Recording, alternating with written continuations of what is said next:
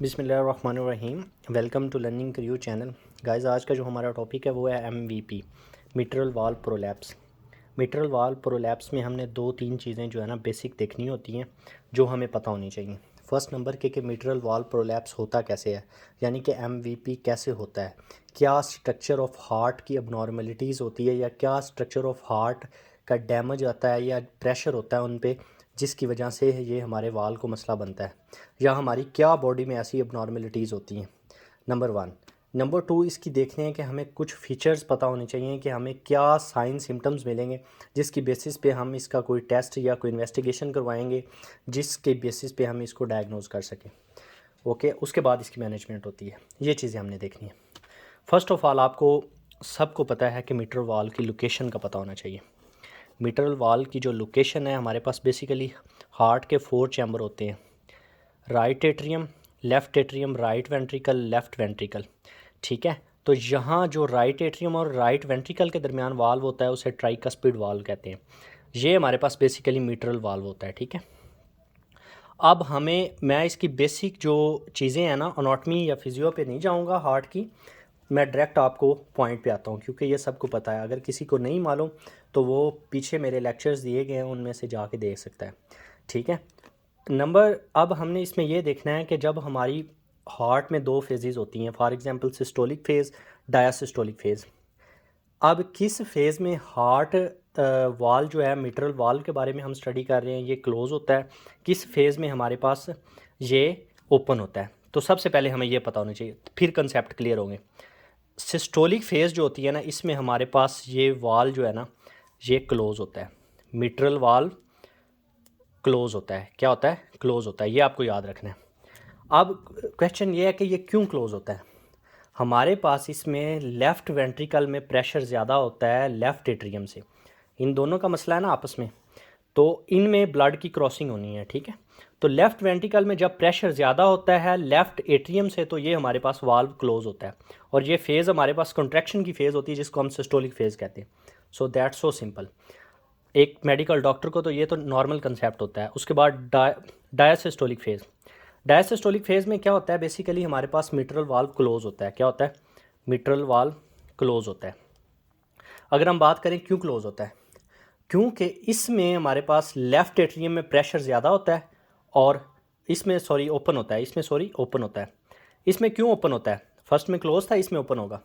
Open क्यों होता है? क्योंकि हमारे पास लेफ़्ट एट्रियम में प्रेशर ज़्यादा होगा बनिस्बत ऑफ लेफ़्ट वेंट्रिकल। ठीक है, तो ये डायग्राम को आपने जहन में रख के इसलिए स्टडी करना है क्योंकि हमारे पास दो फेजेस होती है, एक कंट्रैक्शन, एक रिलैक्सेशन फेज। जब एक फेज़ रिलैक्स हो रही होगी दूसरा वेंट्रिकल कॉन्ट्रैक्ट हो रहा होगा, दूसरी चैम्बर कॉन्ट्रैक्ट हो रही होगी, एक रिलैक्स हो रही होगी। ठीक है, तो ये सारी चीज़ें मैंने पीछे एक्सप्लेन की हुई हैं बड़े ब्रीफली, लेकिन मैंने कहा चले थोड़ा सा टच दे देता हूँ। ठीक है, उसके बाद हमें पता होना चाहिए कि मिट्रल वाल्व का जो है स्ट्रक्चर कैसा होता है। फॉर एग्जांपल ये मिट्रल वाल्व है ना, इसका स्ट्रक्चर कैसा होता है। ठीक है, तो ये आपको पता होना चाहिए। इसके लीफलेट्स होते हैं, कौन कौन से? एंटीरियर लीफलेट्स होता है और पोस्टीरियर लीफलेट होता है। ठीक है, ये आपको पता होना चाहिए क्योंकि आगे मैं आपको एंड में बताऊंगा कि इसका क्वेश्चन कैसे आता है। मोस्टली एनएलई एग्ज़ाम, यूएसएमएलई में क्वेश्चन आते होते हैं कि आप इसकी पैथोफिजियोलॉजी जब तक आपको नहीं ना पता होगी, पैथोफिजियोलॉजी तब आपको पता होगी जब आपको नॉर्मल स्ट्रक्चर पता होंगे, नॉर्मल फंक्शन पता होंगे। ठीक है, बॉडी के कोई भी ऑर्गन है, हार्ट या कोई भी। ठीक है, अगर हम इसके बात करें लीफलेट की, तो इसके इंटीरियर पोस्टीरियर दो लीफलेट होते हैं। इन दोनों को जो है ना सपोर्ट किया होता है एक रिंग ने, जिसको हम एनुलस रिंग भी कहते हैं और उसको मिट्रल रिंग भी कहते हैं। एनुलस रिंग या इसको मिट्रल रिंग भी कहते हैं। ठीक है, तो ये आपको पता होना चाहिए, ये नॉर्मल स्ट्रक्चर पता होनी। मैं वो चीज़ें पढ़ाऊँगा जो बहुत इंपॉर्टेंट है इसके हवाले से। सेकंड, ज़रूरी नहीं ये MVP है, इसका कोई और नेम नहीं हो सकता, इसके और नेम भी हैं। इसको हम अक्सर फ्लॉपी वॉल सिंड्रोम भी कहते हैं। कोई क्वेश्चन आपके बारे में आए, कोई कहीं पे आपको आए कि फ्लॉपी वाल्व सिंड्रोम क्या है, तो आपको पता होना चाहिए ये मिट्रल वाल्व प्रोलैप्स ही फ्लॉपी वाल्व सिंड्रोम है। एक नाम ये। थर्ड नाम इसका ये जो होता है ना, वो होता है बार्लोन सिंड्रोम। बार्लोन सिंड्रोम भी इसका नाम होता है, बार्लोन सिंड्रोम। ठीक है, एग्जामिनर ने क्वेश्चन पूछना है बच्चे को कंफ्यूज करने के लिए, उसने चीज़ें बिल्कुल सीधी नहीं देनी। अगर आपका थोड़ा सा कंसेप्ट है तो आप उसको इजीली हल कर सकते हैं, ठीक है। वो फ्लोपी वाल सिंड्रोम भी कह सकता है, इसको मिट्रल वाल प्रोलैप्स भी कह सकता है, ठीक है। तो ये आपको पता होना चाहिए। उसके बाद अगर हम बात करें कि इसकी मैकेनिज़्म कैसे होता है, कि मतलब आपको एक मैकेनिज़्म पता होना चाहिए कि मिट्रल वाल प्रोलैप्स कैसे होता है, ठीक है। हमने पढ़ लिया जी सिस्टोलिक फेज़ में क्लोज होता है, डायसिस्टोलिक में ओपन होता है मिट्रल वाल, ठीक है। अब हम पढ़ते हैं कि जब हमारे पास लेफ़्ट वेंट्रिकल में प्रेशर बढ़ता है, लेफ़्ट वेंट्रिकल प्रेशर जब हमारे पास इंक्रीज़ होता है, इसका मैकेनिज़्म पढ़ते हैं कैसे इसने मतलब इसको मसला बनना है, कैसे इसने प्रोलैप्स होना है, मिट्रल वाल प्रोलैप्स बेसिकली हमारा टॉपिक है। जब लेफ्ट वेंट्रिकल में प्रेशर बढ़ता है तो मिट्रल वाल बल्ज कर जाता है टूवर्ड द एट्रियम, ठीक है। इधर प्रेशर बढ़ा, यहाँ पे मिट्रल वाल है, ये बल्ज कर गया ऊपर की तरफ। ऊपर कौन सा चैम्बर है? लेफ्ट एट्रियम, ठीक है। तो ये आपको पता होना चाहिए। तो मिट्रल वाल क्या करेगा? बल्ज कर जाएगा, बल्ज टूवर्ड किसकी तरफ जाएगा? ऊपर वाला चैम्बर कौन सा है? लेफ्ट एट्रियम है, ठीक है, उधर जाएगा, ठीक है। अब जब बल्ज कर जाएगा तो हमारे पास एक स्ट्रेस सी कंडीशन पैदा हो जाएगी। ड्यू टू दिस हमारे पास जब ये प्रेशर बढ़ेगा और बल्ज होगा, इसकी वजह से स्ट्रेस आ जाएगा कॉर्डी टेंडनाई पे। कॉर्डी टेंडनाई स्ट्रक्चर है जो कि हमारे पास पेपिलरी मसल के साथ अटैच होता है, ठीक है। फिर क्या होगा? हमारे पास स्ट्रेस आ जाएगा, स्ट्रेस ऑन कॉर्डी टेंडनाई। ये नॉर्मल स्ट्रक्चर आप पीछे लेक्चर सुन सकते हैं, वहाँ पे मैंने बड़े अच्छे से पढ़ाया है कि ये क्या स्ट्रक्चर होता है कॉर्डी टेंडनाई, ठीक है। जब इस पे प्रेशर आ जाएगा, ये कहाँ पे ये किसके साथ अटैच होता है? ये अटैच होता है हमारे पास पेपिलरी मसल, जो हार्ट के मसल होते हैं, पेपिलरी मसल, ठीक है, उनके साथ अटैच होता है। जब ये उनके साथ अटैच होता है तो इस पे स्ट्रेस आएगा कॉर्डरी टेंडनाई स्ट्रक्चर पे। जब हमारे पास इस पे स्ट्रेस आएगा तो स्ट्रेस बढ़ने की वजह से हमारे पास ऐसी कंडीशन पैदा हो जाएगी जिसकी वजह से हमें स्कीमिया हो जाएगा, हमारे हार्ट में स्कीमिया हो जाएगा। स्कीमिया होने की वजह से चेस्ट पेन होगी, ठीक है। तो ये बहुत सिंपल, इसकी वजह से हमारे पास स्कीमिया हो जाएगा, स्कीमिया, एंड देन हमारे पास चेस्ट पेन के सिम्टम आएंगे, ठीक है। तो हमें चेस्ट पेन होगी, ठीक है। तो ये आपको इसका मैकेनिज़्म पता होना चाहिए कि कैसे आप ये मिट्रल वाल प्रोलैप्स होता है, क्योंकि जब लेफ़्ट वेंट्रिकल में प्रेशर बढ़ता है देन बल्ज आउट ऊपर की तरफ होता है। ऊपर चैम्बर कौन सा है? लेफ़्ट एट्रियम है, और उसकी स्ट्रेस की वजह से कॉर्डी टेंडनाई स्ट्रक्चर पे स्ट्रेस आता है और उसकी वजह से स्कीमिया होता है। तो ये आपको सारा मैकेनिज़्म A to Z पता होना चाहिए, कंसेप्चुअल चीज़ें। नाउ आई फर्दर मूव, काजीज़ आपको पता होना चाहिए, क्या चीज़ें हैं जिनकी वजह से, मतलब कौन सी काजीज़ हैं जिसकी वजह से ये मिट्रल वाल प्रोलैप्स हो सकता है। We can called it MVP। MVP कैसे होता है? तो फर्स्ट काज आपके पास आती है माइक्सोमेटस डीजनरेशन ऑफ मिट्रल वाल। मतलब इसमें क्या होता है? इसमें हमारे पास टाइप 3 कोलाजन डिफेक्ट होता है, ये आपने याद रखना है। टाइप 3 कोलाजन डिफेक्ट, जो मेडिकल फील्ड के बंदे उन्हें बखूबी पता है कोलाजन की डेफिनेशन, टाइप 1, टाइप 2, टाइप 3 कहाँ पे होते हैं कोलाजन, इनकी लोकेशन आपको पता है। अगर आपको नहीं पता आप पढ़ सकती हैं, मैं फर्दर डिटेल में नहीं जाऊँगा, ठीक है। टाइप 3 कोलाजन डिफेक्ट होता है, ठीक है।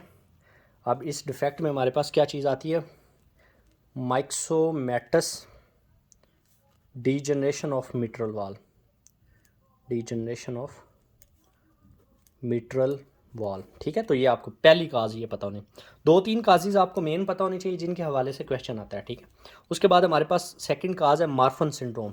मार्फन सिंड्रोम में हमारे पास कौन सी अबनॉर्मलिटी? कनेक्टिव टिश्यू की अबनॉर्मलिटी होती है, ठीक है, जिसकी वजह से हमारे पास क्या होता है? डिफेक्ट होता है 15 क्रोमोसोम नंबर पर, ठीक है। उसके बाद इसकी एक प्रोटीन का डिफेक्ट होता है जिसको फिब्रिलिन कहते हैं, ठीक है। इसकी वजह से जिन बंदों को मार्फन सिंड्रोम होता है उनमें भी MVP दिखाई देता है। तो ये चीज़ें आपको पता होनी चाहिए, ठीक है। उसके बाद अगर हम बात करें तो हमें जो है थर्ड काज जो पता होनी चाहिए, एहलर डोनर सिंड्रोम। ये भी एक कनेक्टिव टिश्यू डिसऑर्डर है, एहलर डैनलोस सिंड्रोम, ठीक है। तो ये 3 काजेज आपको पता होने चाहिए। अब इसको हम रिकॉग्नाइज़ कर सकते हैं जब हम फर्दर पढ़ेंगे ना, इसको सेपरेट पढ़ेंगे मार्फन सिंड्रोम, एहलर डोनर सिंड्रोम को, तो इसको भी रिकॉग्नाइज़ कर सकते हैं थंब साइन से। इसमें मार्फन सिंड्रोम में इलास्टिसिटी ज़्यादा होगी टिश्यूज़ में, आप स्किन को खींचेंगे ऐसे, नॉर्मल ये मेरी स्किन है ये ऐसे नहीं खींची जाएगी, वो उसमें इतनी इलास्टिसिटी होगी कि वो खींच जाएगी, ठीक है। तो ये चीज़ें आपको पता होनी चाहिए। उसके बाद हमारे पास इसको हमें क्लिनिकल फीचर का पता होना चाहिए। हमें 3-4 मेन सिम्टम्स अगर किसी भी डिजीज़ के पता है ना तो हम उसको डायग्नोज कर सकते हैं, ठीक है। ताकि जब आपको मेन 3 सिम्टम्स पता होंगे, आप उसके हवाले से क्या करवाएंगे, इन्वेस्टिगेशन करवाएंगे और इन्वेस्टिगेशन पे आपकी डायग्नोज कंफर्म हो जाएगी, ठीक है। तो मोस्ट कॉमन इसकी जो है ना, ये हमारे पास बेसिकली फ़ीमेल में होता है, ये आपने याद रखना, नंबर 1। सेकंड, ये मोस्टली एसिम्प्टोमेटिक होता है, ठीक है। अब चेस्ट पेन किसी की वजह से हो सकती है, क्योंकि मैंने आपको ऊपर मैकेनिज्म में बताया कि इसमें मेन सिम्टम चेस्ट पेन आता है, ठीक है। चेस्ट पेन किसी भी वजह से हो सकती है। उसके बाद इसका सेकंड सिम्टम है चेस्ट पेन, मोस्टली एसिम्प्टोमेटिक होता है, चेस्ट पेन और पल्पिटेशन होती है, पल्पिटेशन इसमें होती है, ठीक है। ये आपने याद रखना है। 2 चीज़ें क्लियर होगी। अब हमने पेशेंट के साइन सिम्टम्स क्लिनिकल फीचर देख लिए, उसके बाद हमने पेशेंट को एग्जामिनेशन करना है। एग्जामिनेशन में हम क्या करेंगे, अस्कल्टेशन करते होते हैं। अस्कल्टेशन, एक काबिल डॉक्टर अस्कल्टेशन करता होता है, जिसमें वो देखता है कि इसकी कौन सी साउंड अब नॉर्मल है। S1 S2 S3 साउंड को सुनता है, उसकी नॉर्मल लब डब साउंड सुनता है, ठीक है। तो बाकी ये साउंड हमें एक्सपीरियंस से आती हैं, ये ऐसे नहीं आ जाती। लेकिन आपको अस्कल्टेशन में मिट्रल वाल प्रोलैप्स के हवाले से सिर्फ ये पता होना चाहिए कि इसमें कौन सी साउंड आप क्लिक कर सकते हैं, ठीक है। इसमें हमारे पास बेसिकली लेट सिस्टोलिक, ये बेसिकली सिस्टोलिक का मसला है ना, तो लेट सिस्टोलिक मार्मर है, इसमें सिस्टोलिक मार्मर सुनाई देगा, ठीक है। लेट सिस्टोलिक क्रीसेंडो मार्मर होगा, ठीक है। लेट सिस्टोलिक क्रीसेंडो मार्मर होगा, और किसके साथ होगा, विद मिड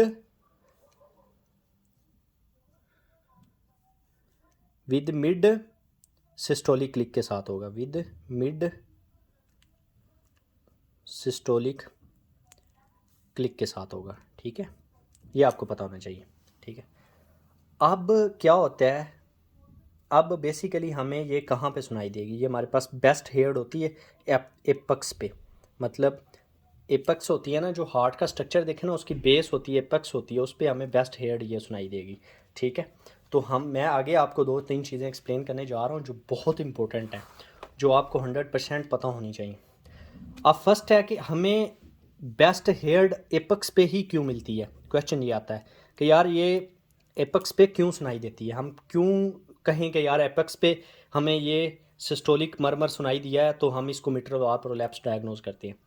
बेसिकली क्या होता है कि हमारे पास इसके 2 हमने पढ़े थे, क्या पढ़े थे, 2 पढ़े थे, पोस्टीरियर लीफलेट पढ़ा था और इंटीरियर लीफलेट पढ़ा था। पोस्टीरियर लीफलेट जब डैमेज होता है ना हमारे पास, पोस्टीरियर ये वाला, तो हमारे पास रिगर्जिटेशन ऑफ ब्लड होती है एंटीरियर साइड पे, रिगर्जिटेशन ऑफ ब्लड होती है किस पे, एंटीरियर साइड पे, ठीक है। जब एंटीरियरली हमारे पास रिगर्जिटेशन ऑफ ब्लड होगी ना, तो मरमर रेडिएशन हमें बेस ऑफ हार्ट पे सुनाई देंगी, जिसको हम एपक्स कहते हैं। तो रेडिएशन मरमर हमें मरमर बेस ऑफ हार्ट पे सुनाई देंगी, बेस ऑफ हार्ट पे, ठीक है। तो ये आपको पता होना चाहिए। सेकंड, इंटीरियर की बात करें, मोस्ट कॉमन डिफेक्ट हमारे पास पोस्टीरियर लीफलेट का होता है। जब भी मिट्रल वाल प्रोलैप्स की का क्वेश्चन आए या प्रोलैप्स के बारे में आपसे कोई पूछे, तो आपने पोस्टीरियर लीफलेट का डिफेक्ट मोस्ट कॉमनली ये होता है, ये बताना। इंटीरियर जो है ना वो बहुत रेयर होता है, इसमें हमारे पास सेम उसका उल्टा हो जाएगा। अगर ये इंटीरियर साइड पे है तो ब्लड पोस्टीरियर की तरफ जाएगा, पोस्टीरियर से हमारे पास पोस्टीरियर की तरफ रेडिएशन मरमर जाएंगी और हमें बैक पे सुनाई देंगी, ये बैक पे सुनाई देती हैं, बैक पे, ठीक है, या अक्जीला रीजन पे। ये आप मतलब याद रख सकते हैं, बैक और अक्जीला के नाम से, मतलब अक्जीला रीजन पे सुनाई देती हैं, ठीक है। ये बहुत इंपॉर्टेंट स्ट्रक्चर था, ये आपको पता होना चाहिए, ठीक है। उसके बाद हमें इसकी most important investigation of choice क्या, ये आपको पता होना चाहिए। इन्वेस्टिगेशन ऑफ चॉइस, इसके लिए हम इन्वेस्टिगेशन ऑफ चॉइस का क्वेश्चन आता होता है अक्सर, इसके लिए हम करते हैं ट्रांसथोरैको इकोकार्डियोग्राफी। क्या करते हैं, ट्रांसथोरैको इकोकार्डियोग्राफी, ठीक है। तो ये चीज़ करते होते हैं, ट्रांसथोरैको इकोकार्डियोग्राफी करनी है आपने इसके लिए, नंबर 1। नंबर 2, उसमें हम साइज़ देखते होते हैं। अगर मिट्रल वाल प्रोलैप्स यहाँ पे बल्ज हुआ है ना, मोर देन 2 mm, इसको हम डायग्नोज करेंगे कि ये MVP है, ठीक है। उसके बाद जो है ना हमारे पास 2-3 चीज़ें और आती हैं जिसमें हम देखते हैं कि इससे क्या कॉम्प्लिकेशन इसकी वजह से आ सकती है। तो आप पेशेंट को क्या-क्या मसले बन सकते हैं, ठीक है? एक तो आपने याद रखनी है कि ये जो है ना हमारे पास इन्फेक्टिव एंडोकार्डाइटिस हो पेशेंट किसी को, तो उसको ये चीज़ हो सकती है एमवीपी, या एमवीपी हो किसी को तो उसको इन्फेक्टिव एंडोकार्डाइटिस हो सकती है, ठीक है? ये पॉइंट, ये रिवर्स ही आप याद रख लें।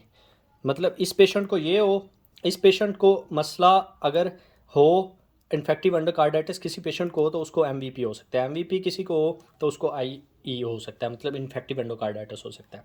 Number 1 clear. सेकंड नंबर पे इसमें होता है कि हमारे पास ट्रांजिएंट इश्केमिक अटैक आता है, TIA, ट्रांजिएंट इश्केमिक अटैक हो सकता है। वो क्यों होता है आपको रीज़न भी साथ पता होनी चाहिए। इसलिए होता है कि प्लेटलेट्स और फाइब्रिन जो है ना वो डिपॉजिट हो जाते हैं, और जब प्लेटलेट और फाइब्रिन डिपॉजिट हो जाते हैं ब्लड में तो वो हमारे ब्रेन तक पहुंचते हैं, और जब ब्रेन तक पहुंचते हैं तो वहाँ पे जाके वो क्लॉटिंग की फैक्टिंग कार करते हैं, जिसकी वजह से ब्लड आगे ऑक्सीजनेटेड न्यूट्रिएंट्स पहुंच नहीं पाते और बंदे को इस्कीमिया हो जाता है, ठीक है? तो प्लेटलेट्स और फाइब्रिन डिपॉजिट हो जाते हैं जिसकी वजह से इस्कीमिया हो जाता है पेशेंट को। नंबर 3, उसके बाद हमारे पास इसमें सडन कार्डियक डेथ भी हो सकती है, क्योंकि इसमें मिट्रल रिगर्जिटेशन और लेफ़्ट वेंट्रिकल फेलियर भी हो सकता है, ठीक है? तो इसमें हमारे पास सडन डेथ भी आती है कॉम्प्लिकेशन में। तो ये चीज़ें आपको पता होनी चाहिए, ठीक है? ट्रीटमेंट मैनेजमेंट आगे मैं कम्प्लीटली जो है ना मेडिसिन में स्टडी करने के करनी चाहिए, लेकिन मैं आपको इधर थोड़ा सा बता देता हूँ। इसको हमने ट्रीट करना है, अगर पेशेंट को इन्फेक्टिव एंडोकार्डाइटिस है तो उसको फर्स्ट डिग्री या प्राइमरी हम कह सकते हैं, उसको प्रोफ्लेक्सिस देंगे, उसको रिक्वायर्ड है, ठीक है? सेकंड, उसको हम ट्रीट करेंगे कि उसको मसला क्या आ रहा है। फॉर एग्जांपल उसके सिम्टम्स में हमारे पास क्या था, पल्पिटेशन थी, तो पल्पिटेशन के लिए हम बीटा ब्लॉकर यूज़ करते होते हैं। तो सेकंड बात, उसके बाद हमारे पास क्या फिब्रिलेशन हो रही है, आर्ट्रियल अगर फिब्रिलेशन है तो इसमें हो रही है तो उसको हम एंटीकोगुलेंट ड्रग देंगे जिसमें रिवोरॉक्सीबान आती हैं, ठीक है? तो ये चीज़ें, अगर आपका मेडिकली नहीं हील हो रहा तो आपको पता है कि इसके लिए हम सर्जरी करते हैं। सर्जरी में क्या करते हैं, हमारे पास मिट्रल वाल्व को या तो रिपेयर करते हैं या इसको रिप्लेस भी कर सकते हैं, ठीक है? तो ये चीज़ें होती हैं। आपने अक्सर सुना होगा कि किसी के दिल का वाल वाल का मसला है, उसको उसका वाल न्यू डला हुआ है या आर्टिफिशियल वाल डला हुआ है, तो इस वजह से जो है ना हम इसकी सर्जरी भी करते हैं। Thank you so much guys for watching my video. आपको अच्छी लगे सपोर्ट करें, कमेंट करें, लाइक करें, सब्सक्राइब